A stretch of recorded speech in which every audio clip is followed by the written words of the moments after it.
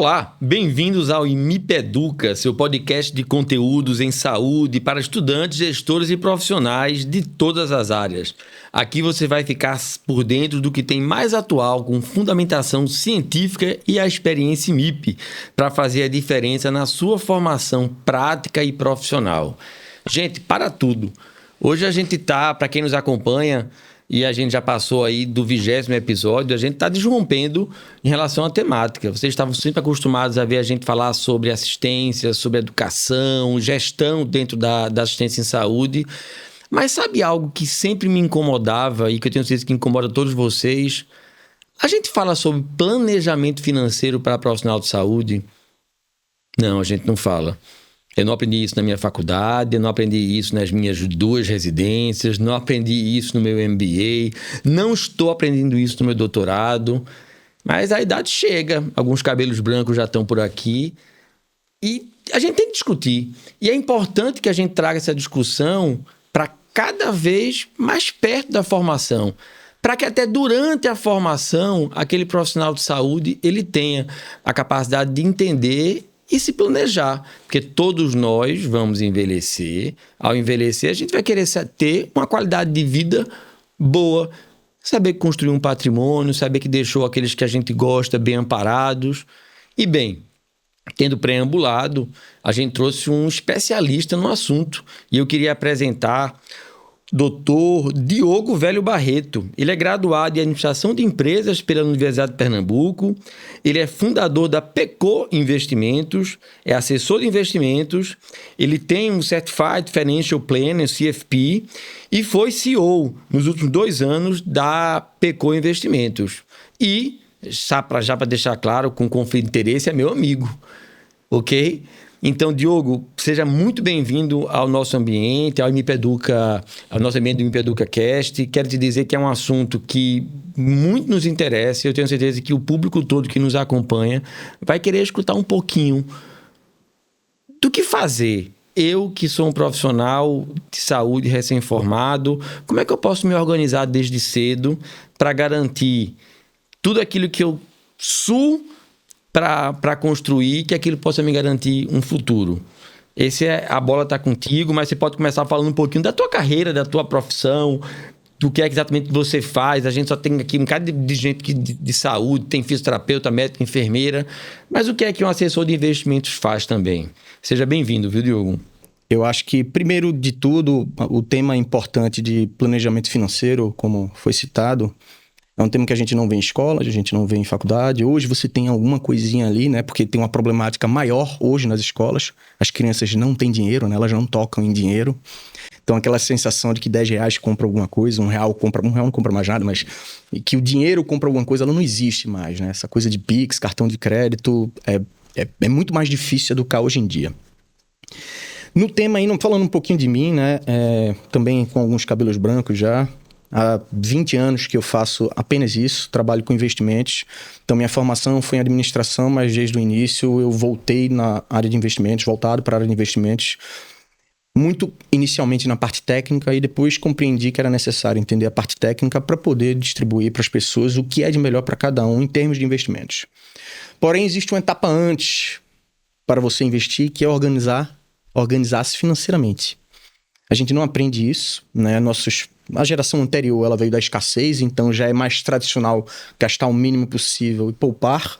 A nossa geração é uma geração que é bombardeada por consumo. Né? Então, você precisa ter uma disciplina muito grande quando você quer fazer um planejamento financeiro. Eu costumo brincar isso dentro do escritório, que todas as vezes que a gente quer fazer algum planejamento, alguma coisa, o básico sempre funciona. Né? Para a gente ficar fit, a gente tem que fazer o quê? Comer bem, beber água, dormir bem, fazer exercício. É só isso. Nem todo mundo consegue. O planejamento financeiro ele tem uma fórmula muito básica. Você ganha X, você tem que gastar Y, que é menor que X, para poupar Z. Pronto, é isso. Vamos primeiro partir desse pressuposto. Então, começando desse conceito de o que é que eu preciso fazer, né? A primeira etapa do planejamento financeiro eu preciso saber o quanto eu gasto e saber o quanto eu ganho. Porque, pasme, como o profissional de saúde ele tem uma particularidade em relação às outras profissões. Nas outras profissões, normalmente, você tem uma carteira assinada, recebe um salário. É isso. profissional de saúde ele tem vários vínculos. Essa começa a ser a primeira problemática. E vínculos por produtividade. Me corrija se estou errado, tá? Não, você tá indo muito bem, muito bem. É questão de saúde, você entende melhor do que eu, mas eu já vivi muito isso nos profissionais de saúde. Então, o primeiro ponto é, muitas vezes eles não sabem quanto ganham. Porque o faturamento, às vezes, é 15 dias depois, 30 dias depois. Então, essa coisa de competência em caixa, né? Uhum. Quando acontece, quando paga, é diferente. Então, o profissional de saúde não sabe exatamente quanto ganha. O segundo grande problema é que quando você tem dois vínculos, o imposto de renda, ele vai se empilhando, né? Dois vínculos diferentes, eles cobram no IR, na fonte, um imposto de renda, mas quando eu empilho, esse imposto de renda é bem maior. Então, muitos profissionais de saúde, principalmente médicos, eles chegam no final do ano e tem que pagar um imposto, no final do ano não, no ano seguinte, e descobrem que tem que pagar um imposto absurdo e não sabe o porquê, né? Enfim, então tem algumas particularidades no planejamento financeiro do profissional de saúde. Primeiro, você tem que ter um controle muito rígido em relação ao que você está fazendo, em termos de ganho. Depois, um controle muito rígido em termos de gasto. Rígido que eu falo é, você precisa ter minimamente seus custos fixos e minimamente o que você vai gastando. Tem uma outra particularidade, né? Profissionais de saúde, eles estudam mais tempo normalmente. São cursos mais longos e médico, quando você vai fazer residência, especialização e etc e tal, você sabe muito bem disso. Eles iniciam a vida financeira muito tempo depois do que a maioria das profissões, né? Então, existe uma coisa que a gente costuma dizer que é uma demanda reprimida, né? Você não ganha nenhum dinheiro por muito tempo só estudando ali, se sacrificando para ter uma profissão, né? Seja ela, enfim, com especialização, mestrado, doutorado, enfim, tudo isso. Uhum. E no final das contas, quando você começa a ganhar um dinheiro, a primeira coisa que você faz é consumir tudo aquilo que você não consumiu durante todo esse período, né? Uma demanda reprimida muito grande. Isso, óbvio, é natural, né? Você tem que se dar... enfim, também tem que se premiar pagar, um pouco. Né? Se pagar um pouco, mas isso precisa ser feito com o mínimo de responsabilidade, né? Se você paga o seu futuro antes, e é uma coisa... Em planejamento financeiro, aí eu vou colocando os insights, né? Porque são assuntos muito amplos, mas a gente tenta organizar. A primeira coisa que você precisa fazer é definir um ritmo de aposentadoria que você quer ter, né?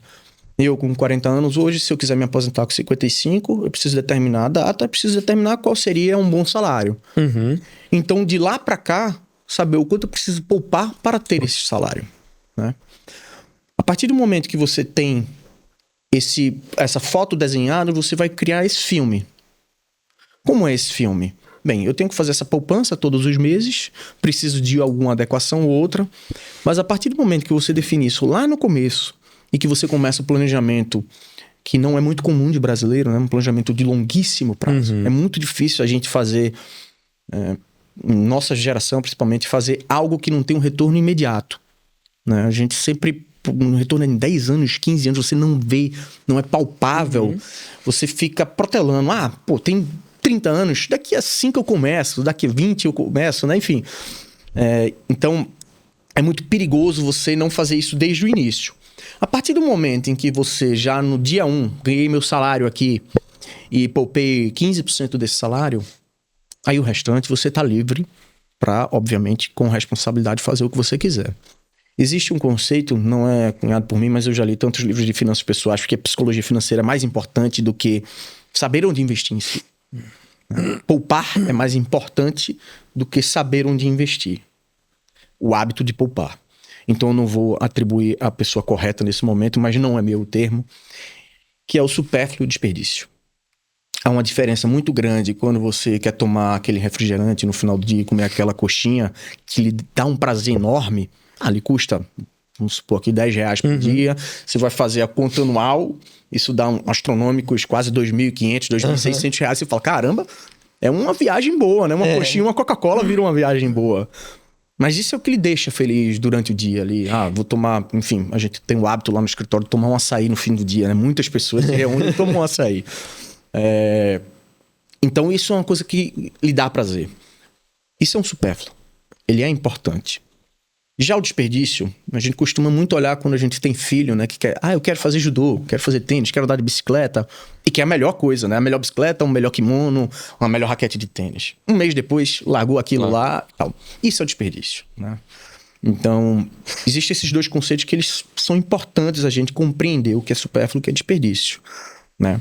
E se a gente não conhece os números que a gente tem, a gente não consegue gerenciar. Então, de forma ampla, resumido, planejamento financeiro, a gente precisa saber onde a gente quer estar lá na frente. A gente precisa ver o que precisa ser feito. Dentro desse que precisa ser feito, a gente precisa ganhar mais do que gasta, fazer essa poupança mês a mês, ou trimestre a trimestre, dependendo de como funciona seu salário, e seguir esse ritmo. É muito parecido com um planejamento quando você quer estar fit ou qualquer outra coisa.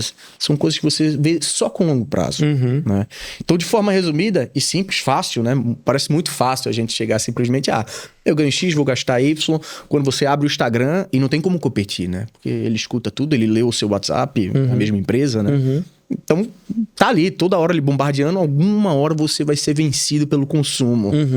Então, acho que a grande estratégia para um planejamento financeiro bem sucedido é você vencer o hábito de consumir. Esse é o primeiro ponto.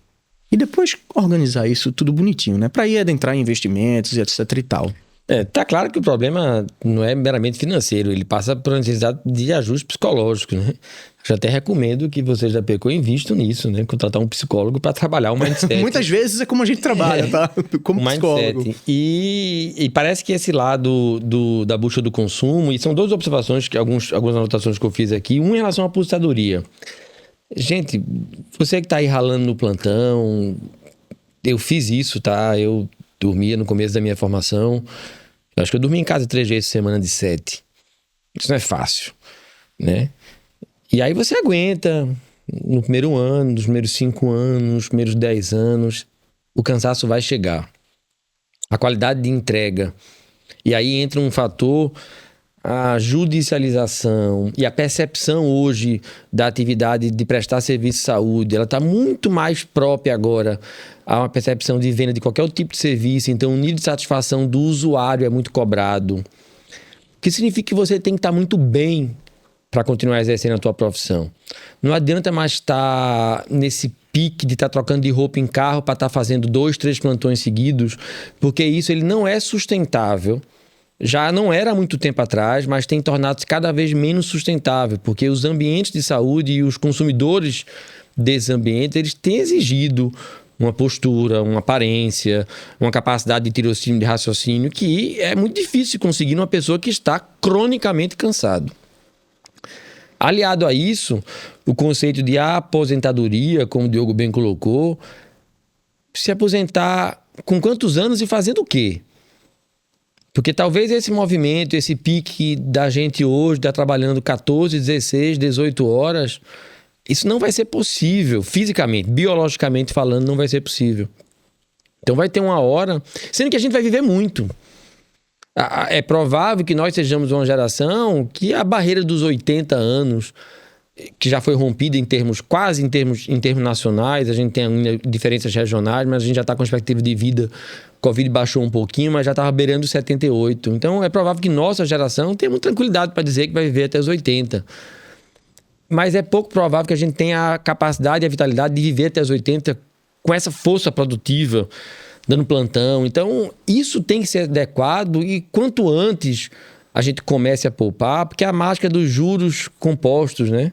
O pouquinho agora, mas somado-se ao pouquinho que você coloca, e os juros que rendeu sobre aquilo, e aos juros que rendeu sobre aquilo e sobre o volume total, faz mágica. Juro composto faz mágica naquele volume. Então, pensem nisso. Pensem na necessidade de começar cedo. Eu não estou dizendo para ninguém, ainda muito jovem, fazer o corpo mole, não. Trabalhem. Mas só saibam que essa carga de trabalho, esse esforço que vocês estão sendo expostos, biologicamente vocês entendem disso, fisicamente, ela não é feita, nós não somos feitos para durar mantendo essa pressão durante muito tempo. A gente fadiga como material. Curioso, Fernando. Você citou alguns conceitos que eu acho que é importante a gente frisar, porque o conceito da aposentadoria no passado era: eu paro de trabalhar e recebo o meu INSS. Era basicamente isso. Bem, quem tem acompanhado tem visto que cada vez mais está difícil manter as contas do INSS, né? O INSS é uma coisa que era muito boa quando o país era muito jovem, porque você tem muita gente trabalhando, pagando quem está aposentado, mas essa pirâmide etária ela está mudando. Né? O país está se transformando, o Brasil está se transformando num país muito velho e muito rápido. Então, há um colapso. A gente não pode se garantir ou esperar que a gente tenha alguma receita do INSS certa. Né? É muito complicado isso. Então, o termo aposentadoria, ele é paralelo à independência financeira. Quando você é independente financeiramente, ou seja, o que você acumulou de patrimônio supre suas despesas mensais, você é aposentado tecnicamente, porque você pode parar. Não necessariamente você vai parar.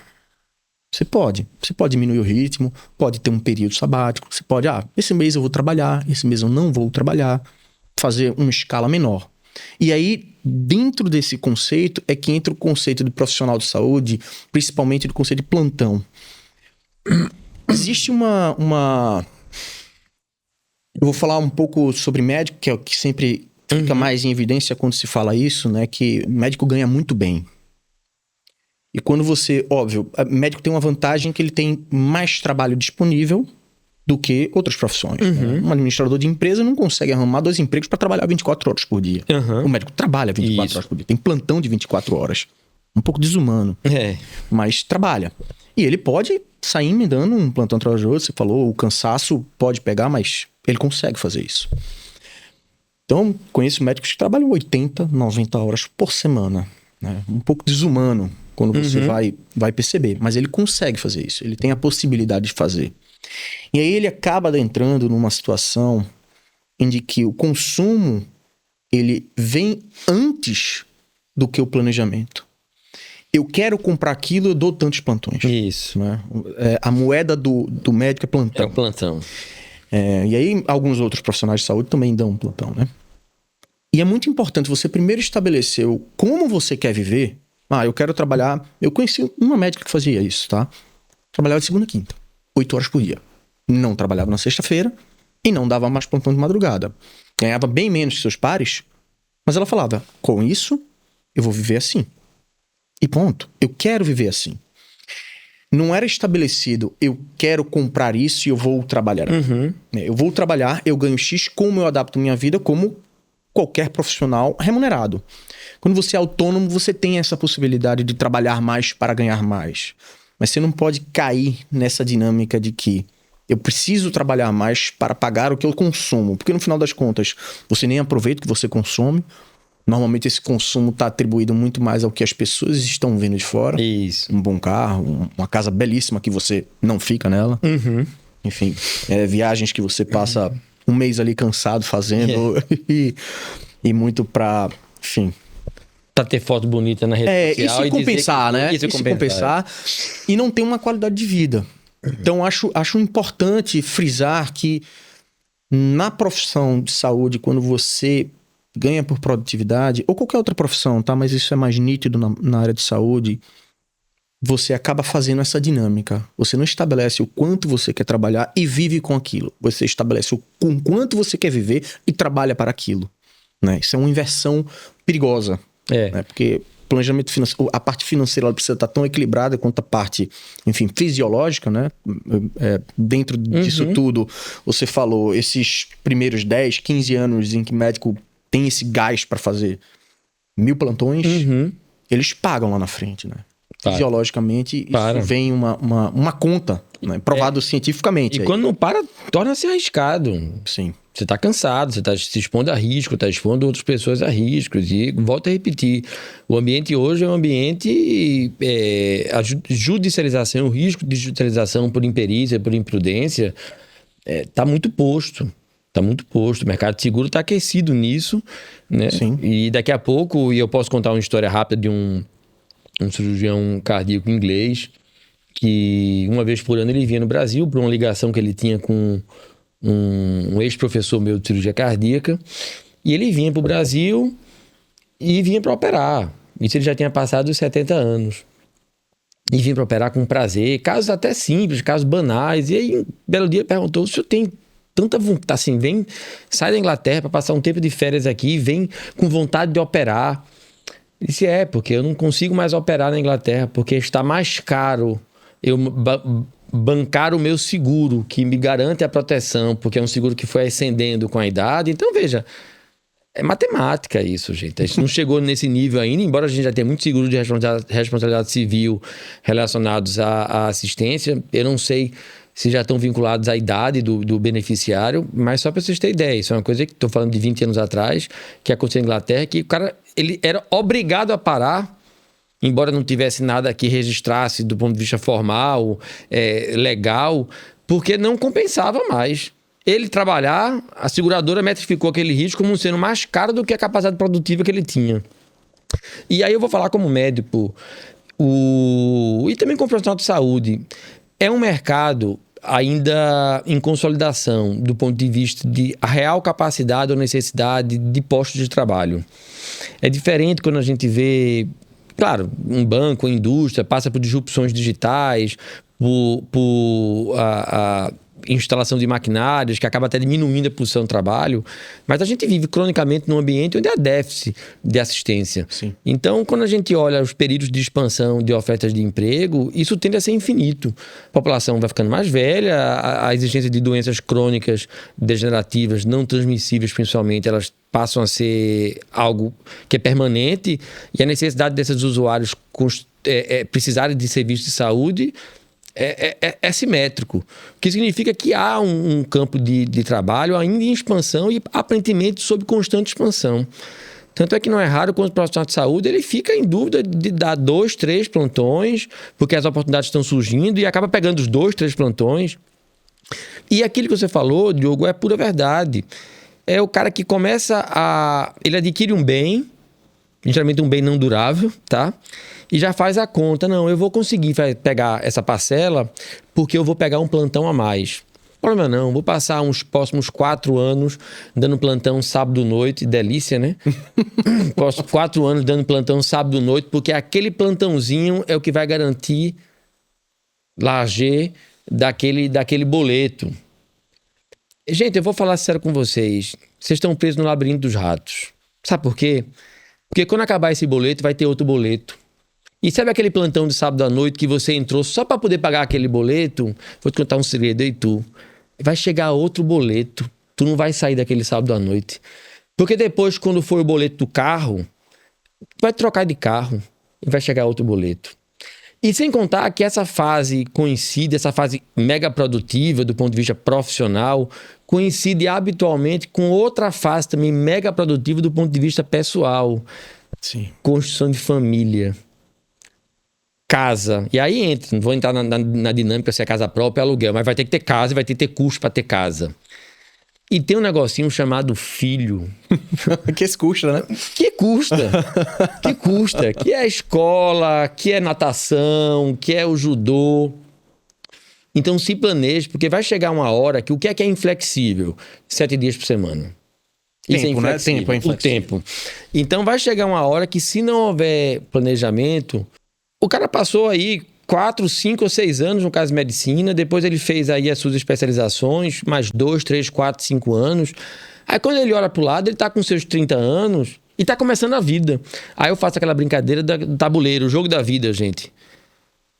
Pessoal lá dos 30, 30 e poucos anos de idade, que começou lá da casinha zero, tá lá no meio do tabuleiro. E dá aquela sensação do profissional que ele tá começando agora. Né? E tá começando, por vezes, carregando já algum passivo, né? Já tá carregando os boletos. Hoje antigamente não existia isso, né? Não existia. E, inclusive, até do ponto de vista da própria formação. Eu fui de uma época que não era opção. Eu só tinha 2 universidades aqui em Pernambuco que eu podia fazer medicina. Ou era a Universidade Federal de Pernambuco ou a Universidade Estadual. Eu passei na Federal, podia ter passado na Estadual, mas o fato é que ambas eu não pagava. Hoje em dia já tem uma outra coisa. Hoje em dia a gente tá falando de quase 3/4 dos alunos vêm de escolas privadas. Algumas dessas escolas, a família está se cotando, está se juntando, assim, 4, 5, 6 pessoas para pagar o cara. Não, é bom quando é isso, né? Porque tem um financiamento também que quando não tem passivo, banco, né? E aí, quando acaba, ele já nasce, já entra no mercado de trabalho. Se não juntasse todos os riscos de acúmulo de outros passivos, de outros compromissos, ele já vai carregando isso. Já vai carregando um apartamento de parcela, né? E apartamento de parcela.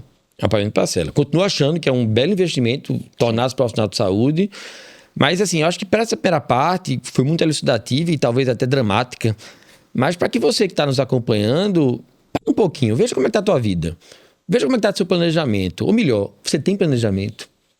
E que coisa bacana você falou, Diogo.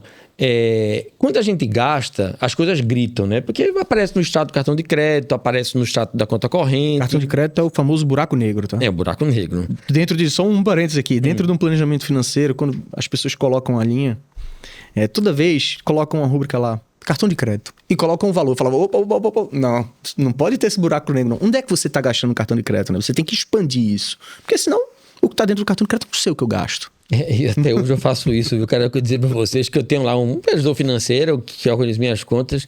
Aí quando coloca lá cartão de crédito, eu abro a categoria miscelânea. e é uma miscelânea mesmo, sabe? É uma miscelânea. Pode ser uma grande miscelânea, né? Mas você sabe que a preocupação maior, e eu digo isso até do ponto de vista de educação corporativa, e aqui na própria instituição, a gente tem que dedicar mais a saber quanto a gente ganha. Assim, profissional de saúde de forma preponderante. Porque é aquela coisa que você bem falou. E a loucura.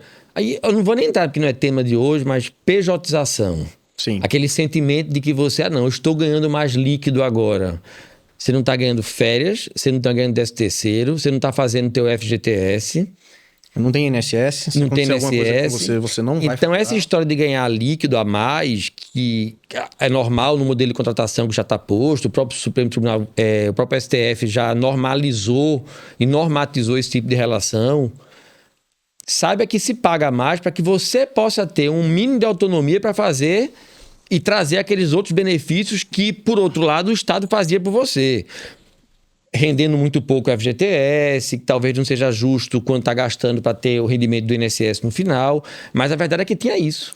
Você acabava tendo um planejamento financeiro forçado. Forçado. Porque você, no mês que você não trabalhava, que são suas férias, você era remunerado. Isso. Agora você recebe essa remuneração todos os meses e você não separa um 12avos, né? No caso, tem o texto de férias, né? Isso. Mas vamos dizer um 12avos, que eu preciso... Para começar, né? Porque se fosse para se preocupar com outros benefícios, como o próprio INSS, e eventualmente uma poupança, como o FGTS, que é uma poupança forçada, era para ter mais, né?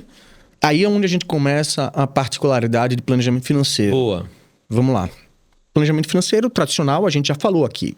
Quando a gente está falando nessa situação específica, a gente começa já tendo 3 situações. Uma, planejar suas férias. Se você planeja suas férias, se você tem um mês de férias, e aí a pejotização ou profissional de saúde, ele consegue também trabalhar nas férias, né? Porque pega um plantão avulso, alguma coisa.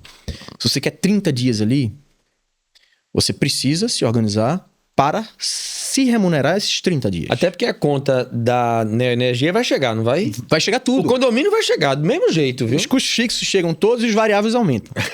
Porque você não está trabalhando. Quando você trabalha, você não tem tempo de gastar dinheiro, né? Tem isso, né? Então você vai viajar, você vai fazer outros gastos. Então você precisa... Recebi o salário do mês, recebi o que eu produzi no mês, separar 3 coisas. Profissional de saúde nessa situação específica. Então, a primeira delas, minhas férias. Como é que eu programo minhas férias? Se eu estou falando de um mês, minimamente um 12avos. Claro. Então, recebi o que eu recebi, um 12avos eu separo para aquele mês de férias. A segunda coisa, meu INSS, na minha aposentadoria, vamos para aposentadoria. Minha aposentadoria. Lá no futuro, se eu não tenho INSS, se eu não contribuo para o INSS como autônomo, que é bem mais caro do que como um empregado, eu preciso reservar o dinheiro para minha aposentadoria lá na frente, certo? Se vai ser 10%, 15%, você precisa fazer aquela conta de trás para frente. E o terceiro, você citou ali, estava esperando essa pausa, é sobre capacidade produtiva e aí sim INSS. Porque se acontecer alguma coisa com você, o que é que acontece? E eu não falo de... Enfim, eu tive esse problema. Eu rompi os ligamentos do joelho e fiquei basicamente 3 meses sem conseguir me locomover direito. Que bom que você não joga futebol, né? Não, foi jogando futebol. Não, mas não ganha dinheiro jogando futebol, né? Eu seria... Meu Deus. eu estaria completamente quebrado se fosse jogando futebol ganhando dinheiro. Mas minha produtividade foi pro espaço. Então, como empresário, como assessor, eu não conseguia fazer nada, porque não tinha como me locomover. Imagine, você vai visitar alguém de bermuda, com a muleta, cirurgia, recuperação, fisioterapia todos os dias. Se você não tem o INSS, que tem um teto, tá? Então, não imagine que você ganhe bem e você vai pro INSS ganhar a mesma coisa. Não vai, o INSS vai lhe pagar o teto, se você contribuir pelo teto. Como é que você se ampara nisso? Se sua capacidade produtiva, seja ela temporária ou permanente, ela cessa. Então, é a terceira situação que você precisa observar e você precisa reservar um recurso para caso isso aconteça. A gente tem o que é mais comum brasileiro ter um seguro de carro. Esse ele paga sem nem questionar. Depois vem um seguro de casa ali, porque já não é tão elevado o seguro de casa e tem alguns benefícios, né? Agora, quando você fala de seguro de vida e em vida, que dentro do planejamento financeiro, lá nos Estados Unidos principalmente, que são bem mais, eu não diria mais evoluídos, mas eles têm muito mais tempo do que a gente dessa cultura de planejamento financeiro, porque é uma economia muito mais estável. A primeira coisa que você faz é garantir sua capacidade produtiva ou a falta dela. Depois, você vai garantir sua capacidade de poupança, investimento e futuro. Porque não adianta de nada a gente fazer tudo isso, amanhã minha capacidade produtiva cessa e eu faço o quê? INSS eu não tenho. Se eu estou pejotizado e não pago, INSS eu não tenho. E aí, se você me permite interromper... Claro. Sabe o que é que faz? Vou falar o que é que faz. Aquele pouco que acumulou, no comecinho, vai pro saco. Não tem como, né? Aquele E o tempo fica, que né? acumulou, aí vai pro saco. Que a medicina é muito boa nisso. Muito. De manter você por muito tempo. Então é isso. Se não tiver o planejamento, não tiver o cuidado de como se manter financeiramente produtivo, mesmo quando você profissionalmente não está... E aí acontece com jovens, gente. É uma doença, pode ser um infortúnio de um acidente, pode ser de uma doença que surja, que precisa se afastar. E pode ser temporário. E é temporário. E na maioria das vezes, por sorte, é temporário. Mas na roda viva da gente, esse temporário... E aí a gente tá falando de uma catraca muito alta, né? É. De gastos muito altos. De uma para outra, 2, 3 meses, que perdeu o controle e virou uma bola de neve. Um cliente meu rompeu surfando, médico. Olha aí. Surfando, rompeu o tendão de Aquiles. Impossível trabalhar, você não consegue ficar em pé. Pronto, passou 4 meses, tinha uma receita elevadíssima como médico, passou 4 meses no INSS. Consumiu de reserva. Consumiu reserva. Porque não tinha Um seguro. alguma coisa. Então, resumindo, né? Eu gosto de fazer esse... Muito bem, muito bem colocado. Esse resumo, planejamento financeiro, eu ganho, gasto menos, poupo. Na situação específica onde você é um autônomo e a pejotização, que é super normal na área de saúde, mais normal em algumas áreas, na área de saúde é uma delas, você precisa abrir 3 frentes ali de poupança. Primeiro, antes de tudo, tá? Isso é condição sine qua non para um planejamento financeiro. Você precisa fazer sua poupança para o futuro, para a aposentadoria. Você precisa garantir sua capacidade produtiva hoje e amanhã. E você precisa, dentro desse planejamento, fazer suas férias, que é aquela hora que você não é remunerado.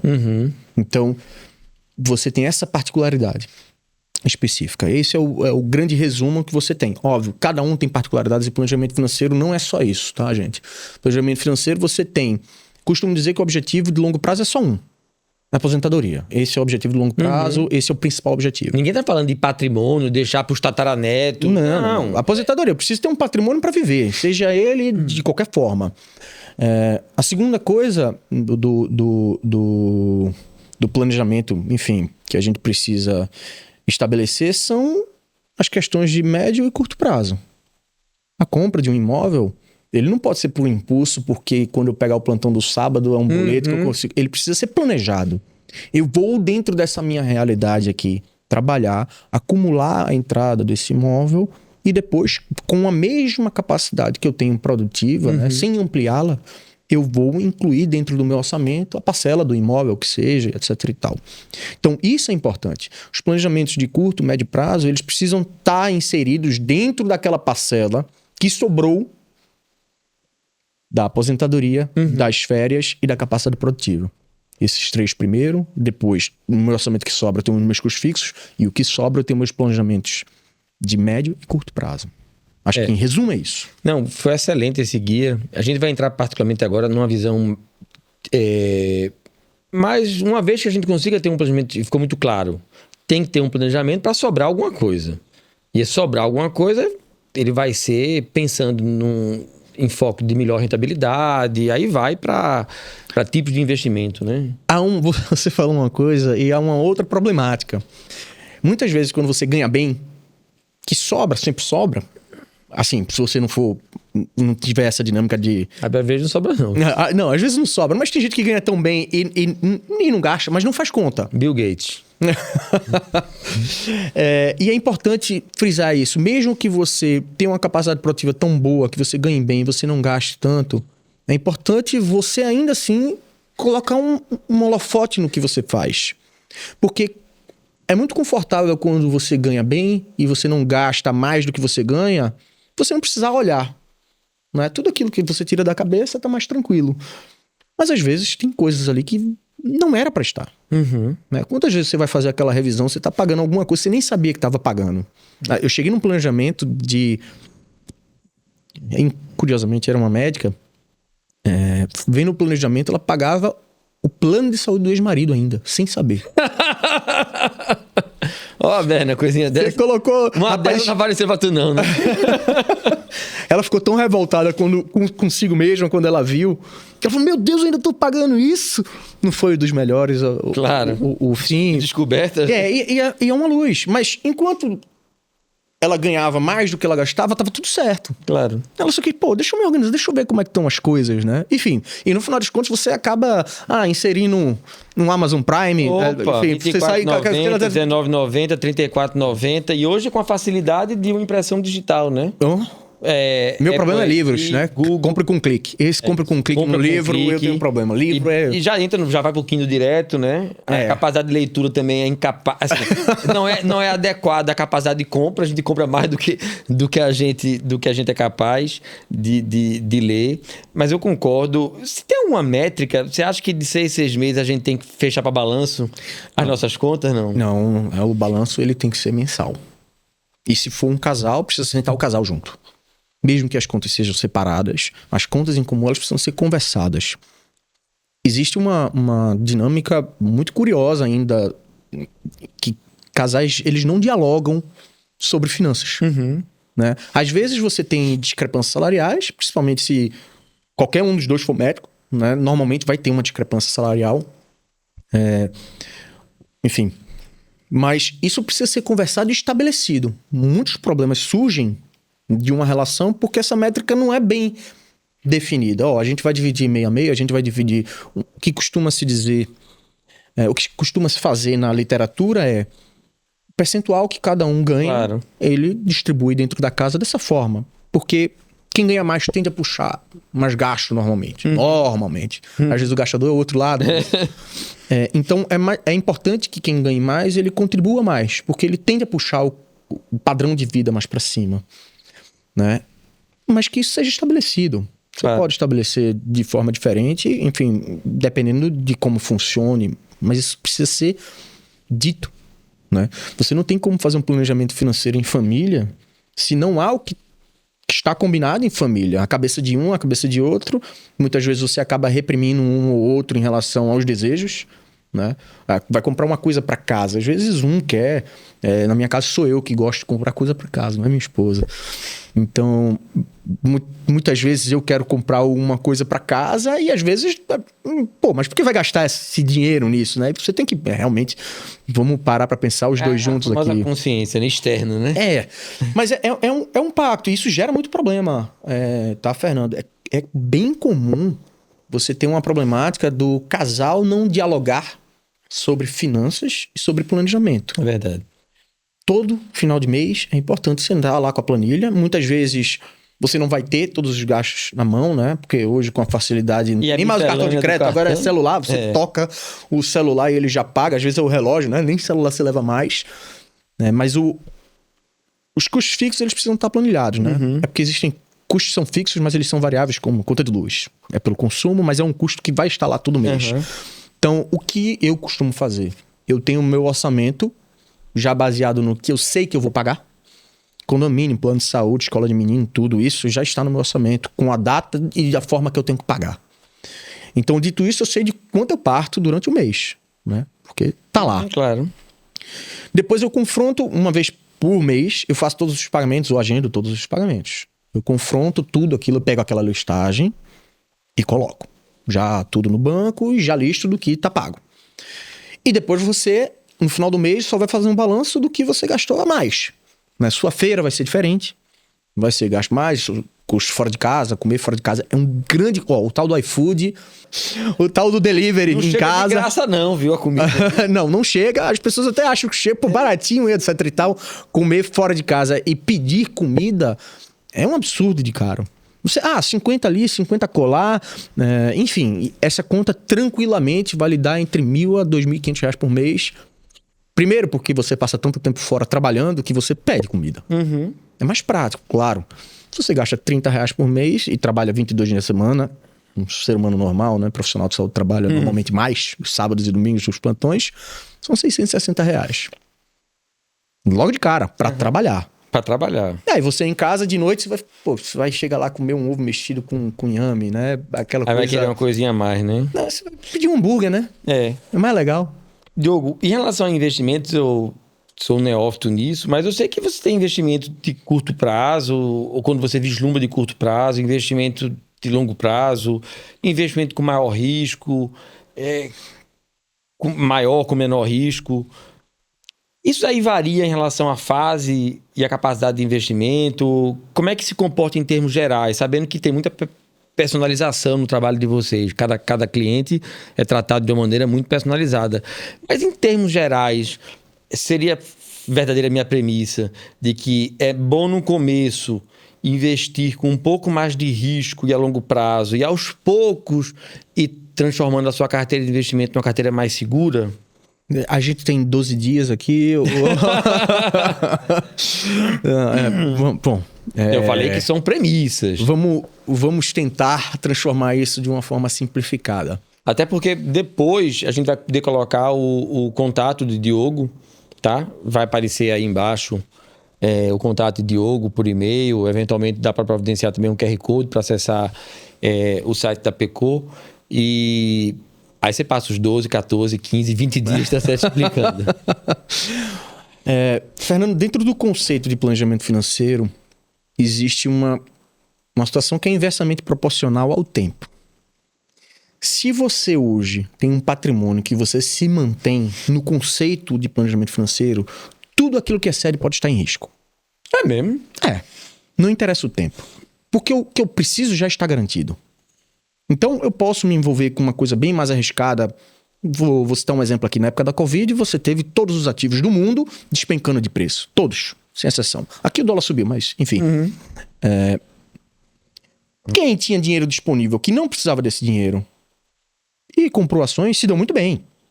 Mas você não pode utilizar o dinheiro que você precisa ali para o dia a dia, ou para o futuro, ou para uma emergência, para isso. Então, dentro do conceito de se eu resolvi minha vida, tudo aquilo que excede, ele pode estar com mais risco ou mais prazo. Dentro do investimento é importante a gente frisar o seguinte. Existem 3 variáveis. Retorno, risco e liquidez. Quando você mexe numa, consequentemente você vai mexer nas outras 2. Tá. Se eu tiver algo com muita liquidez, ou seja, disponibilidade imediata, e eu quero baixo risco, né? O retorno tende a ser mais baixo. Isso. Se eu quiser um retorno alto com uma liquidez, ou seja, uma disponibilidade imediata, eu tenho que subir o risco. Então, essa é a brincadeira que você faz. São três botões que não se mexem de forma independente, não. Não tem aquela coisa baixo risco, alto retorno e alta liquidez, ou alta disponibilidade. Essa é cilada, viu, Bino? É cilada. A gente vê constantemente, né, sendo oferecido aqueles percentuais garantidos. Isso, inclusive, é crime pela CVM, né? Você não pode garantir nada, porque nada é garantido. E muita gente ainda fazendo isso, acreditando, porque o amigo do fulano está fazendo. Médico. Muito profissional de saúde colocando dinheiro, e vez ou outra que escuta em estar de bloco cirúrgico, rapaz, fulaninho perdeu dezenas de milhares de reais. Por quê? Mas por que não? Porque o cara disse que era garantido. Era 30% de retorno mensal. É a famosa pirâmide financeira, né? A gente teve um caso em Campina Grande, muito clássico, gigantesco. Teve um caso aqui também na área de saúde. Isso. Em Recife, enfim, mas voltando lá para a liquidez, retorno e risco. Inicialmente, o que você precisa... Comecei hoje meu planejamento, recebi o meu primeiro salário. Eu não estou pensando lá no futuro. Eu preciso ter o que a gente chama de reserva de liquidez. Aqueles meses de garantidos ali. E caso aconteça alguma coisa, eu estou amparado, alguma emergência, alguma situação que fuja um pouco. Né? Eu ainda estou conhecendo, tateando.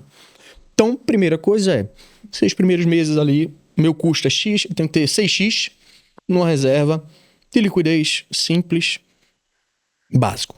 Para depois começar a pensar em outras coisas. Para pelo menos fugir do custo inflacionário. Talvez proteger do custo inflacionário. Selic, né? Você vai ter CDI em termos um pouco mais... Os juros básico da economia brasileira vai estar ali sendo investido. Aí você vai para uma gama de produtos muito grande em termos de prazo, enfim, em termos de retorno, em termos de risco. Necessariamente, quem tem mais tempo pode correr mais risco. Mas como é que a gente mitiga esse risco? Ampliando o prazo. Então, eu abro mão da minha liquidez para deixar o risco mais baixo, mas eu aumento o retorno. Claro. Então, acho que mais importante do que eu ser jovem é eu correr mais risco, é eu ser jovem, eu ter mais prazo. Então, quanto mais prazo eu tenho, né, seja jovem, quanto mais prazo o investimento, tende a ter mais retorno. Porque é mais incerto. E é uma trava também legal para que você não vá acessar aquele dinheiro a qualquer tempestade, né? Exato. Então isso precisa ser construído muito bem feito com os planejamentos, com a necessidade de curto e médio prazo de aquisição de bens de consumo, principalmente, né, não duráveis. Enfim. E o mais importante em relação a isso, não é individual isso. Apesar de ser uma parcela, é individual e externo. Porque o que acontece na economia faz com que a gente seja mais agressivo ou mais conservador. Dentro da parte de planejamento financeiro e de investimentos principalmente, o perfil de risco que cada pessoa tem que ter, que cada pessoa tem, que é obrigatório pela CVM você fazer aquele questionário dentro de qualquer corretora e saber qual é o seu perfil de risco para liberar ou não determinado tipos de investimento pela corretora. É uma trava, uma segurança para o investidor. Isso varia. Porque quando eu pergunto a você, no auge da Covid, se você quer investir em ações, você diz, de jeito nenhum. Porque você vê aquele sangue, né, caindo 50%, você não quer. Mas quando você vê uma euforia exacerbada, tudo subindo, você faz, eu quero investir em ações. Mudou o que do seu perfil? Você continua sendo você. O que muda são todos os inputs que vêm externos e sua vontade de fazer aquela coisa. Então, o nosso trabalho tem um pouco aí de psicólogo, de entender realmente qual é o perfil e quanto está sendo de influência externa e trazer para a realidade. Alguns clientes, inclusive, a gente teve uma grande alta de Petrobras no ano passado, né? E muitos clientes felizes da vida. Eu quero colocar mais em Petrobras. Calma, gente, só subiu. Né? Não é assim. E 15 dias depois teve uma queda por uma coisa específica. Falou, meu Deus, que desastre! E eu queria colocar mais dinheiro. Então, esse sentimento de correr mais risco e correr menos risco vem muito da questão externa. Então, é muito importante a gente separar um pouquinho o que está sendo influência externa e o que é realmente que a gente precisa. Óbvio, dependendo de como está a economia, a gente precisa e deve ser mais agressivo ou mais conservador.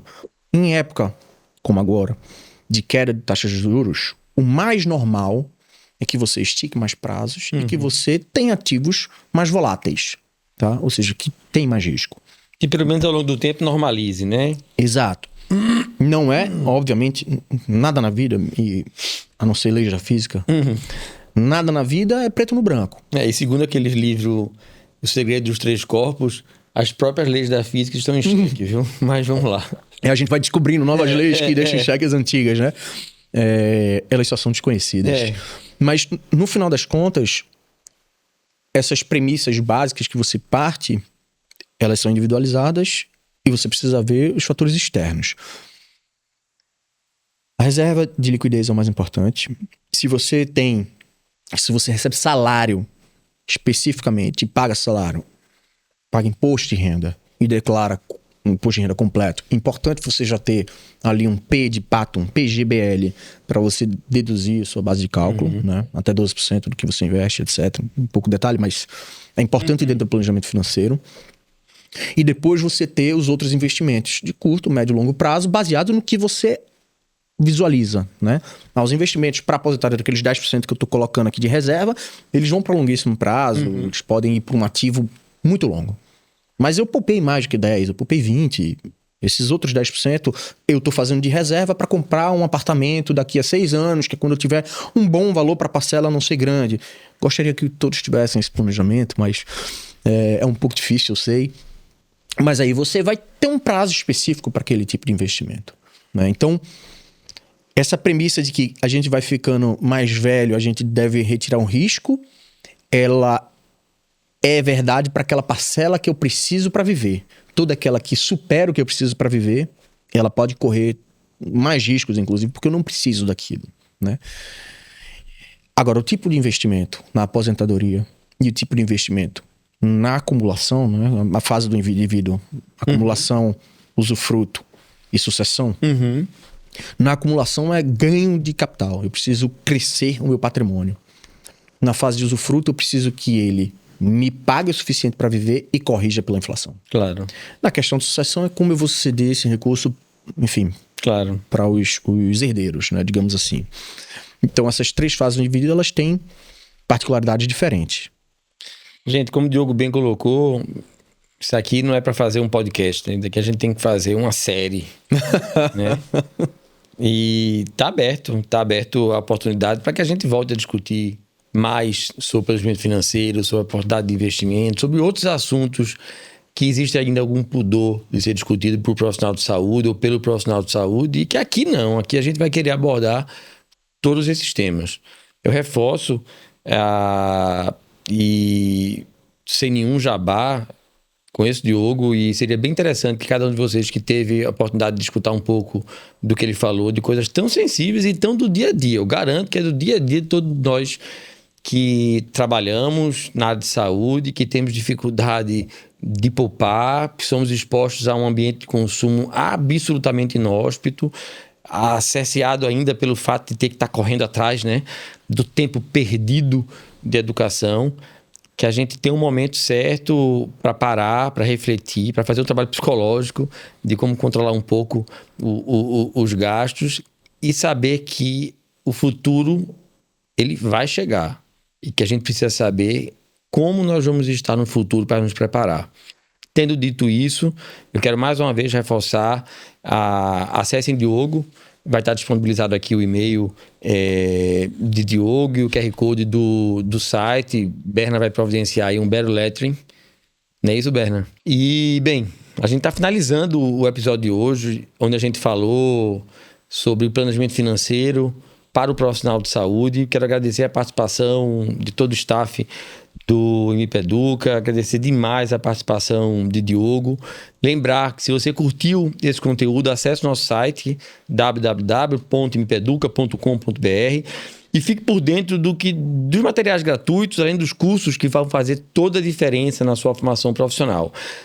Quando você acessar lá, não deixe de se inscrever no newsletter. Assim como esse cast, vocês vão ficar sabendo de outros que estão sendo produzidos, que já foram produzidos. Bem como vocês vão ficar conhecendo todas as novidades nas nossas plataformas digitais.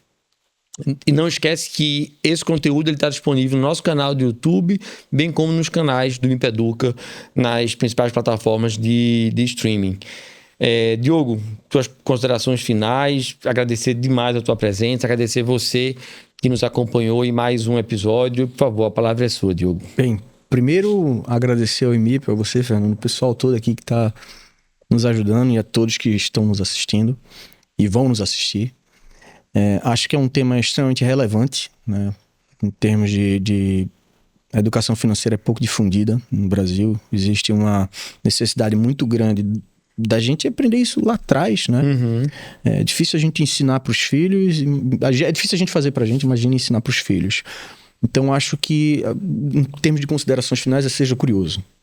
né? Seja curioso, se aprofunde um pouco. Existem livros básicos ali que a gente pode... Quem quiser vai estar como é aqui, né? Vai estar aqui. O contato, quem quiser um pouquinho sobre informações de livros, literatura e tudo, pergunta, enfim, adoro conversar, adoro trocar essa ideia. É uma honra isso, né? Desde 2011, a certificação de planejador financeiro, uma certificação, nome em inglês, mas desde 2011 a gente tem a certificação lá, eu e algumas outras pessoas lá no escritório, para poder fazer isso, né? Trazer conhecimento, trazer um pouco de planejamento financeiro para sobrar dinheiro e investir, para poder ter uma...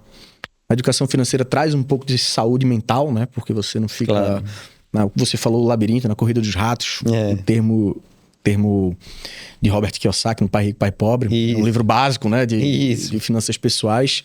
Primeiro se pague, né? Primeiro depois pague os outros, Exatamente. Tem que ter dinheiro para tudo, mas primeiro se pague os outros e consuma, né? É um pouco disso. Então, é um exercício simples. Considerações finais é basicamente esse beabá que eu falei, que é como você ficar fit, né? Enfim, academia, água, dormir, comer bem. Nem sempre é simples, né? Nem sempre é simples. Mas o simples funciona, tá? Matemática é uma ciência exata ainda e é só, enfim, mão na obra, pegar uma planilhazinha e ter o hábito de fazer ali 30 minutos por mês. Esse hábito e lutar contra os hábitos do consumo. Acho que é isso. Obrigado, viu, gente? Maravilha, gente. Maravilha. Obrigado. Gente, mais uma vez, obrigado pela audiência e até o próximo episódio. Tchau, tchau.